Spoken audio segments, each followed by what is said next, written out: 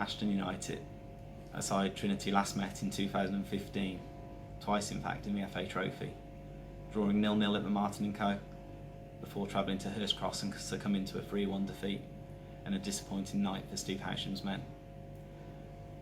Late last season they were taken over by 30-year-old writer, actor and performer Jonathan Burke, took over as a major investor late last year, but it was too late to save the Robins from relegation from the National League North.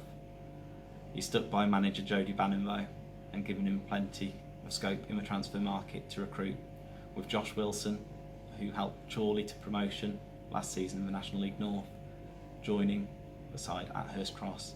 He's recently been promoted from the National League North with both Fylde and AFC Telford, so will be one to watch in the Northern Premier League. Prolific marksman Steve Thames also comes in to strengthen the forward line, with set-piece specialist Sam Sheridan joining. John Pritchard also spent last season on loan at Buxton, as signed at Ashton, as well as Nicky Cleave, a tricky left winger, whose previous experience at Altrincham and Bradford Park Avenue has often seen him linked with the move to Gainsborough Trinity.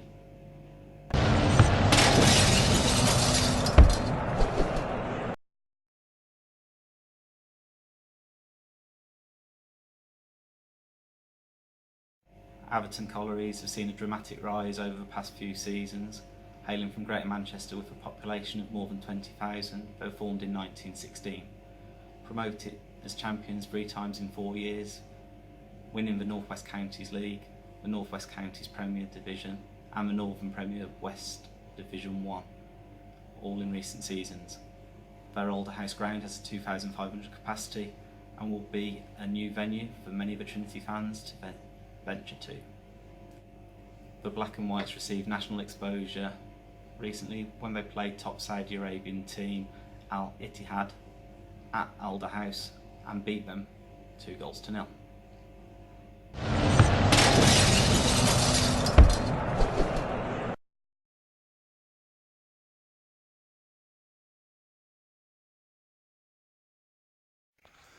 Bamber Bridge will be looking to maintain their status at the Northern Premier League level, the highest level they've competed at in their history. Alistair Wadecar extends his stay for another year. He's a massive part of why Bamber Bridge maintained their status at Northern Premier League level, scoring 25 goals last season, more than a third of the Bridge's total. Recent recruit Danny Pilkington comes in with a lot of experience, having played for the likes of Stockport County, York City and Kidderminster Harriers, as well as a number of teams in and around the North West.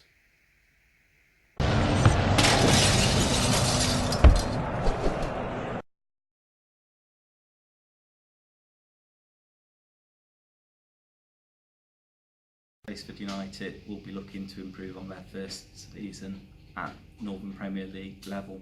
Their recruitment of Steve Chettle looks like being a very shrewd piece of business. He's immediately recruited his son Callum Chettle, Josh Law and Kane Richards, players with an abundance of experience at this level, as well as retaining a good chunk of the side that adapted really well to life in the Northern Premier League.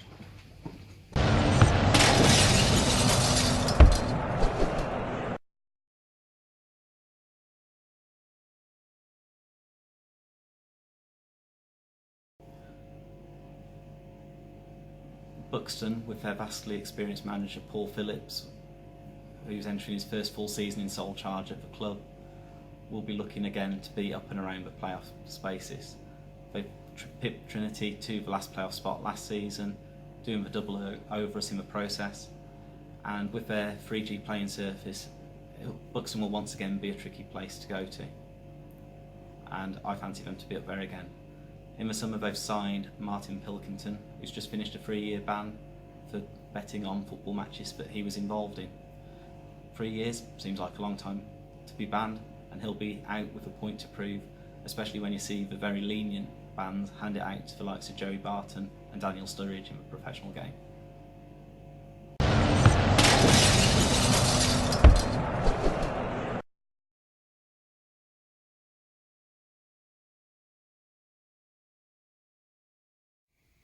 Neil Reynolds, the FC United manager and former Bamber Bridge boss, has been busy recruiting ahead of FC United's return to Northern Premier League level.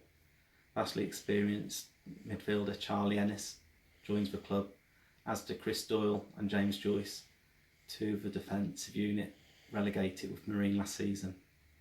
Niall Rodney, a former professional with Nottingham Forest, Bradford City and Hartlepool, joins the club, supplementing the vastly experienced Chris Sharp, son of Everton legend Graham, and Mike Potts retains the captaincy. He was the captain following Neil Reynolds from Bamber Bridge to United in October last year.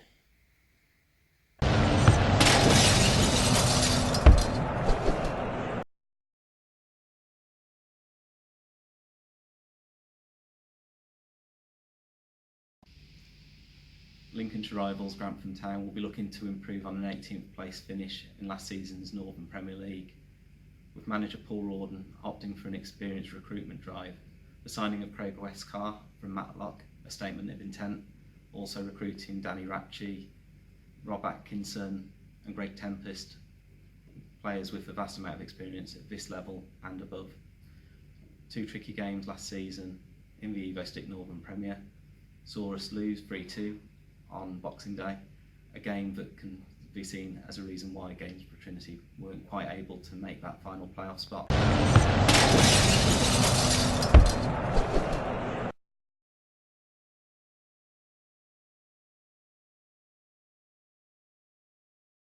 Hyde United finished the season in 10th position, strangely 13 points off the playoffs, 13 points off the relegation zone. They've had a bit of a reshuffle in terms of managerial positions, with the director of football role being taken by Darren Kelly and David McGurk moving up to manage the side. In the transfer market, they've lost flying left winger Luke Horrett to Ossett United, but have recruited well, bringing in Bailey Gouda from Scarborough Athletic.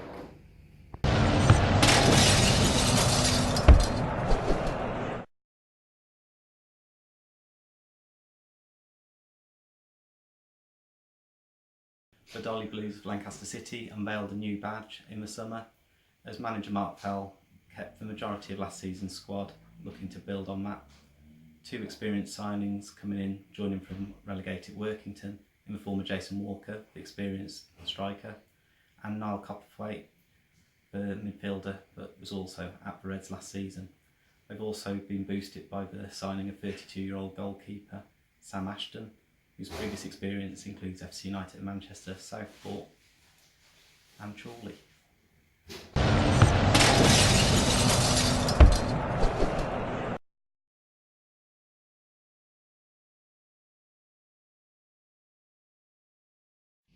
Matlock will be looking to improve on a 15th place finish under new manager Steve Kittrick.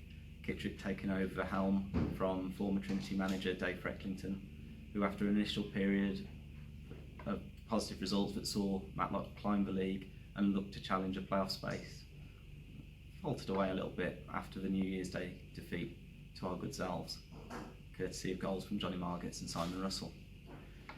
Kittrick moving quickly in the transfer market with the recruitment of Ben Gordon, Gainsborough's consistent left back from last season, and Peter Cruz, who spent a period of time on trial last pre-season at the Holy Blues. Cruz doing enough to impress a lot of the Trinity faithful, much in the same way Rod Orlando Young did last season before being told his services weren't required. So he'll be looking to kick on now after a season of development at Belper. Also, Matlock splashing a bit of the cash with an undisclosed fee for goal-scoring midfielder Andrew Wright, signing from Colesville Town, who will be looking to make the step up to the Victor Northern Premier Division.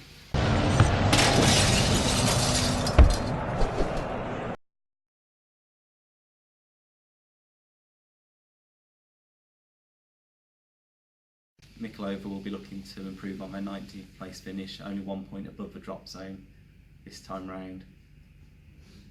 Goal scoring was certainly a problem for the Derbyshire outfit, who really struggled to score goals, and with the departure of Nathan Jarman to take on his assistant managerial role at neighbours Lincoln United, goal scoring could still pose to be a problem. Mickleover do however have a strong defensive unit with Pablo Mills at the back along with Durrell Berry.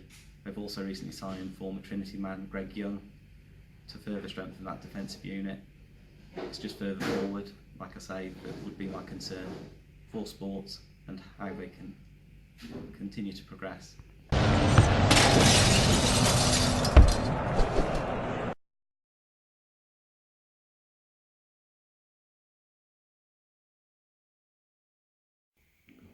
Morpeth Town of the North East are a new addition to the Northern Premier League this time out, having been promoted from the Northern Premier East Division. They play their games at Craig Park and as recently as 2016 were FA Vars winners, gaining a promotion last season as champions in a season where they won 28 of their 38 games. They'll be looking to kick on again this season, much in the same way as South Shields. The Highwaymen boast 6'6" striker Ben Harmison, brother of famed England cricketer Steve Harmison, in their ranks, a striker with experience at South Shields. Another notable member of the squad is Sean Reid, who played for Blythe Spartans with much acclaim, scoring on more than one occasion against the Holy Blues.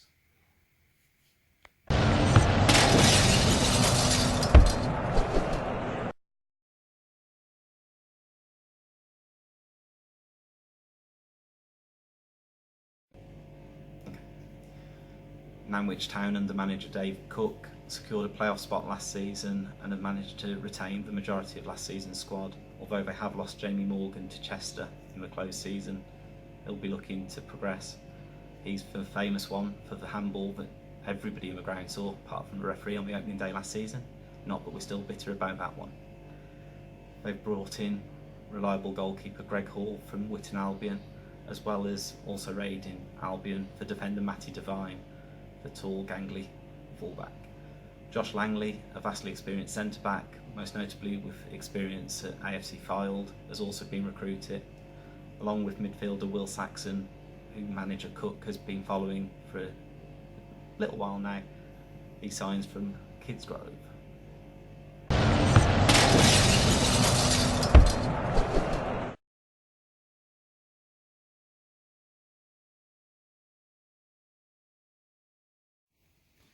Ratcliffe management team John Mackham and Frank Sinclair oversaw Borough's return to the Northern Premier League top tier with a playoff victory last time out. Bringing in Danny Mitchley from Marine, scored out nearly 80 goals in his time for Marine, will be looking to hit the ground running at Stainton Park. Recent friendly for Radcliffe though against relegated Workington saw Workington run out 4-1 victors, which could be an indication of a season of struggle for Radcliffe this time out.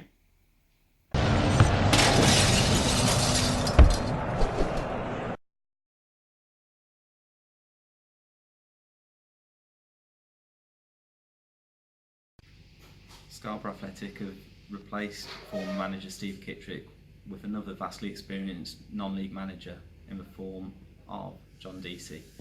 Previously, he's had experience at Bradford Park Avenue, where he's put together solid sides that have challenged and competed well above what's expected. At Scarborough last season, they were one of the fancied sides for promotion and were competing up and around the playoff spots for a long period of time, but drifted away a little bit in the final couple of months of the season. Scarborough fans will be looking for them to be challenging and sustain that throughout the season.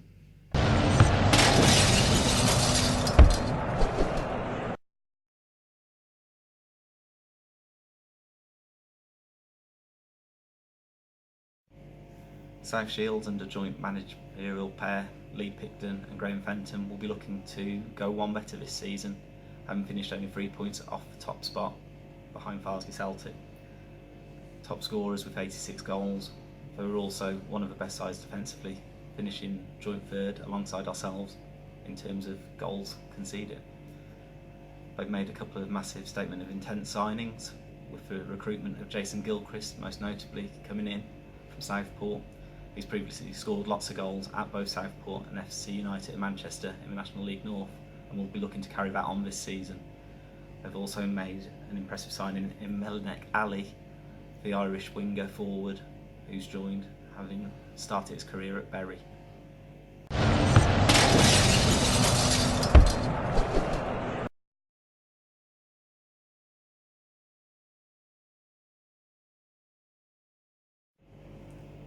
Stafford Rangers have Alex Meechan at the helm from the start of the season, having come in midway through last season and doing a good job stabilising the club. Managed to keep hold of Theo Bailey-Jones, the exciting young winger, as well as recruiting well with Luke Jones remaining at the club. He's vastly experienced, having played at Kidderminster Harriers and Mansfield Town. They've also had a double raid on Mickleover Sports with the signing of goalkeeper Lewis King and Evan Garnett, who actually scored the goal that kept Mickleover in the league last season.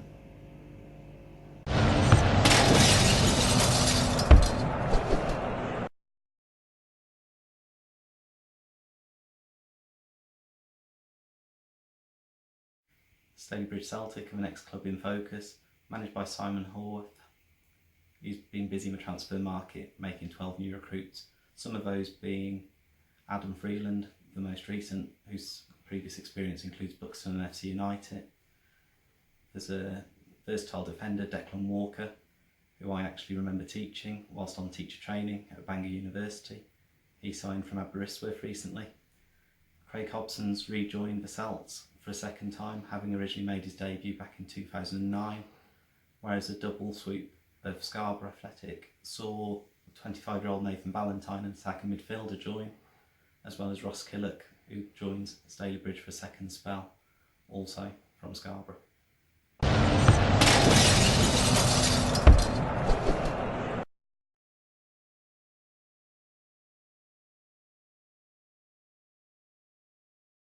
Warrington Town under Paul Carden have got themselves a good manager that knows how to get results at Northern Premier League level. A couple of seasons of finishing third. Bit of a bridesmaid. Perhaps this season will be the season that they go one step further and secure that promotion. Very unfortunate last season with the lottery that was the Super Playoffs, losing to Kings Lynn. They've done well to retain the bulk of their squad and also secure the signing of Alex Byrne from ourselves. The enigmatic winger will certainly be looking to make an impact closer to home, and he's bound to be one of those players that comes back and haunts us when the two sides meet.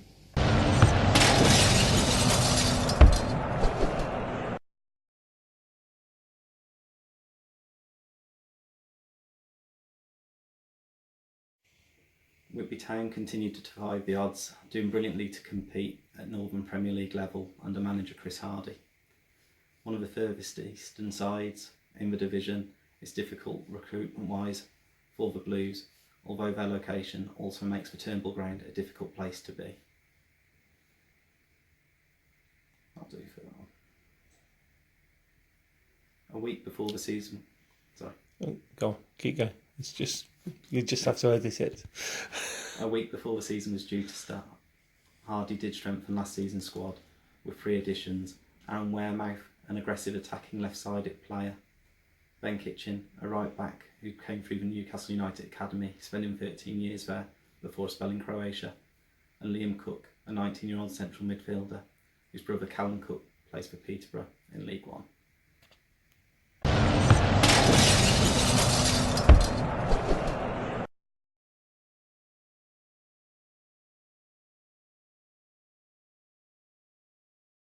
Wickham Albion managerial duo Carl McCauley and Gary Martindale will have their work cut out as they look to improve on a 9th place finish last season, 8 points below the playoff spots. Talks during the summer of budget cuts mean that they've lost goalkeeper Greg Hall and fullback Matty Devine to neighbours Nantwich. Although they've managed to retain the services of Josh Wardle and captured the permanent signing of Liam Goulding, it could be a season of struggle for the Albion.